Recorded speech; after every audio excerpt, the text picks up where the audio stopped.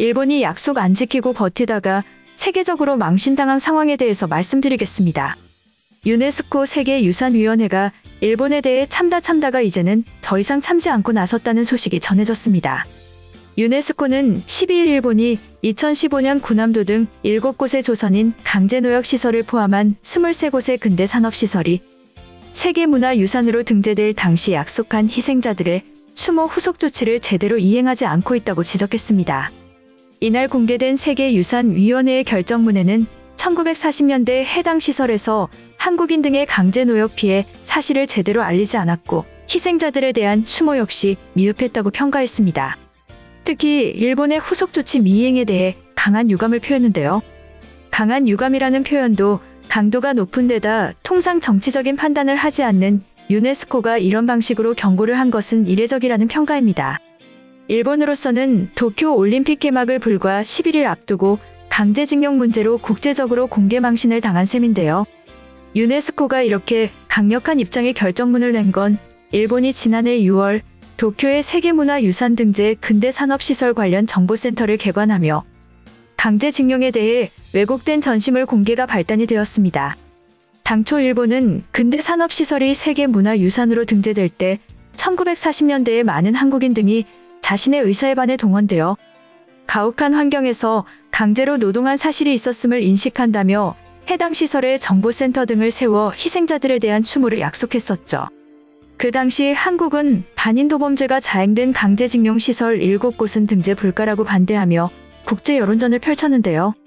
이에 일본은 등재가 무산될지도 모른다는 생각에 서로 한 발씩 양보해 합의한 결과였습니다. 등재는 하되 역사적 사실은 명확히 알리자는 취지로 일본이 정부 차원에서 일제강점기 한국인들의 강제징용이 있었다고 국제사회에서 인정한 것은 당시가 사실상 처음이었습니다. 하지만 일본은 합의 내용과 달리 군함도가 있는 나가사키가 아닌 도쿄에 정보센터를 만들었죠. 또 조선인에 대한 차별은 없었으며 징용자 학대는 없었다는 주민 발언을 공개하는 등 강제징용과 관련한 역사적 사실을 왜곡하는 내용을 전시했는데요. 이에 국제적 비판이 일어났고 한국 정부도 공식적인 문제 제기에 나섰습니다.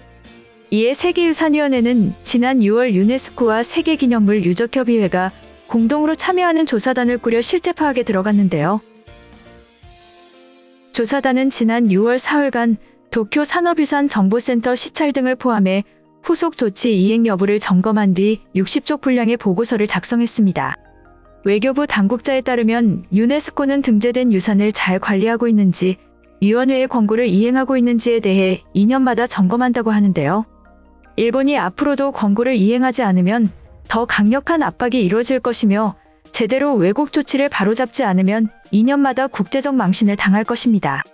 다음으로 코로나 사태를 이겨내고 세계의 명품으로 발돋움하고 있는 한국의 동대문에 대해서 말씀드리겠습니다. 최근 코로나19 상황에도 호주 멜버른의 대표 상업지구 론스데일 거리에 위치한 QV 센터에 긴 줄이 늘어섰습니다. 한국 패션 브랜드 아크메드라비가 호주에 첫 매장을 연다는 소식에 멜버른 소비자 50여 명이 오픈 전부터 매장 앞에 줄을 선 것인데요.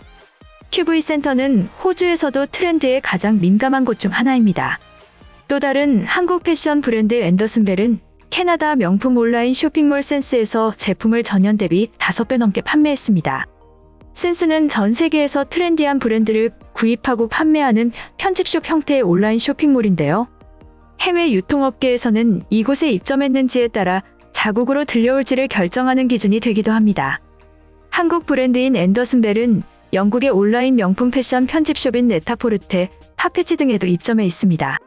이렇게 앤더슨벨이 해외에서도 인기가 있는 이유로는 앤더슨벨만의 믹스매치 스타일과 뚜렷한 동양적인 감성이 한몫했다는 평가를 받고 있습니다. 또한 유난히 영상미가 뛰어난 브랜드로 론칭 초기부터 모바일 중심인 MZ세대를 공략하기 위해 해외 로케이션으로 화보를 촬영하는 것은 물론 외국인 모델을 기용하여 글로벌 시장을 목표로 했습니다. 이렇게 MZ세대들의 취향을 파고든 국내 브랜드들이 해외에서 K-패션의 도약을 보여주고 있는데요. 샤넬, 에르메스, 루이비통 같은 명품 브랜드 매장 앞에서나 볼 수 있었던 오플런 현상이 국내에서가 아닌 호주에서 일어나는가 하면 해외 명품 편집숍에서 먼저 국내 브랜드를 찾습니다.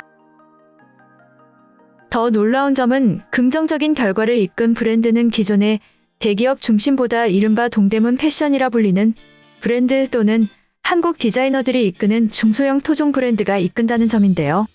동대문 브랜드는 그간 국내 패션 업계에서 주류를 차지하지 못했었죠. 동대문에서 도매로 팔려나간 옷들은 온라인 쇼핑몰에서 저렴한 가격에 유통되는 경우가 대부분인데요. 하지만 온라인 쇼핑이 전체 쇼핑에서 차지하는 비율이 절반 이상이 되면서 이들 브랜드에 익숙한 MZ세대가 쉽게 소비를 할 수 있는 환경이 마련되면서 상황이 달라지고 있습니다. 한국 토종 브랜드들은 일찍이 해외 시장 진출 준비를 해왔습니다. 유행을 빨리 따라가고 제작과 유통을 함께하는 동대문 시스템을 기반으로 해외 시장 공략에 나서고 있습니다. 이는 소비자의 반응에 따라 즉각 생산량을 조정하거나 디자인에 반영할 수 있기 때문인데요. 구진모 아크메드라비 대표는 2017년 브랜드 론칭 때부터 해외 진출이라는 목표를 세우고 계획된 단계를 밟아왔다고 밝혔습니다.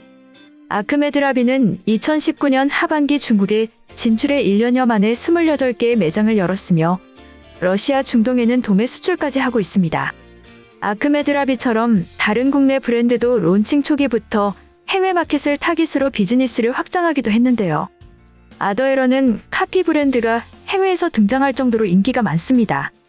또 푸마와 함께 협업하면서 젊음에 대한 생각을 6개의 공간으로 공유하였고 메종 키츠네와 함께 제작한 컬렉션은 발매 동시에 품절을 기록했죠.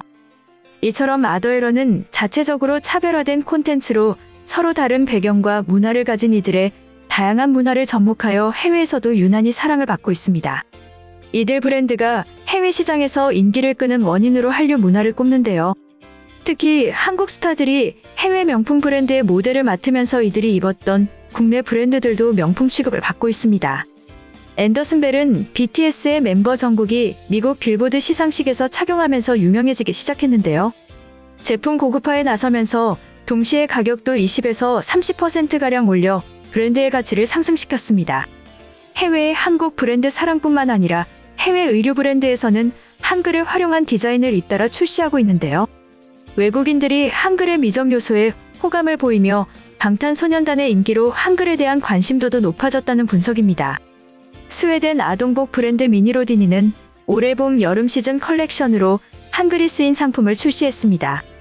해당 상품은 시베리아 횡단철도를 탄 미니로디니, 종착역은 서울 컬렉션으로 호랑이 그림과 함께 브랜드명인 미니로딘이라는 글자가 한글로 쓰여 있습니다. 특히 호랑이는 한국 민화를 인용한 듯한 느낌을 줘 한국적인 분위기를 더했죠. 이외에도 유니콘 캐릭터가 젓가락으로 최고의 국수라고 쓰인 그릇 속 면발을 짚고 있는 모습을 담은 상품도 함께 출시했습니다. 또 벨기에 유명 패션 디자이너 라프 시몬스는 상주 곶감, 법성포 굴비 등 한글이 쓰인 보자기 원단의 가방을 선보였습니다. 이번 영상은 여기까지고요. 제 영상이 도움이 되셨거나 세계 속 반응 더 보고 싶다 하시는 분들은 구독과 좋아요, 알람 설정까지 부탁드립니다. 다음에 또 봐요. 안녕.